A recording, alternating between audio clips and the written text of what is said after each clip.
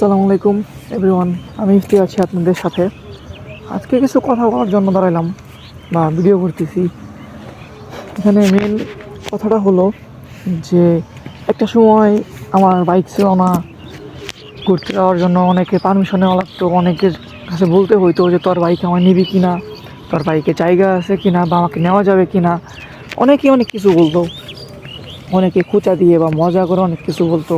যাই বিষয়গুলো এড়ায় যাইতাম বা নিজের খারাপ লাগবে সেটা প্রকাশ করতাম না। কারণ আমি একটা জিনিস বিশ্বাস করি যে যদি বাবা মারে কষ্ট দিয়ে বা তাদের চাপ দিয়ে কোনো কিছু নেওয়া হয়, সেটা বেশি দিন স্থায়ী হয় না, সেটা কোনো না কোনো কারণে নষ্ট হয়ে যায়। যেমন আমার এক ফ্রেন্ড বাবা মার বিরুদ্ধে গিয়ে গাড়ি কিনছিল, ওই অ্যাক্সিডেন্ট করছে, গাড়িটা ক্যান্সেল করে দিছে, ওর অনেক ক্ষতি হয়েছিল।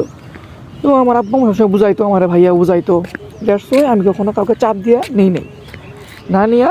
এখন আব্বু আম্মু খুশিতে দিছে, এখন আমার গাড়ি আছে, এখন তেল ভরা থাকে গাড়িতে ট্যাঙ্কিতে, কিন্তু ঘোরার মতো কেউ নাই।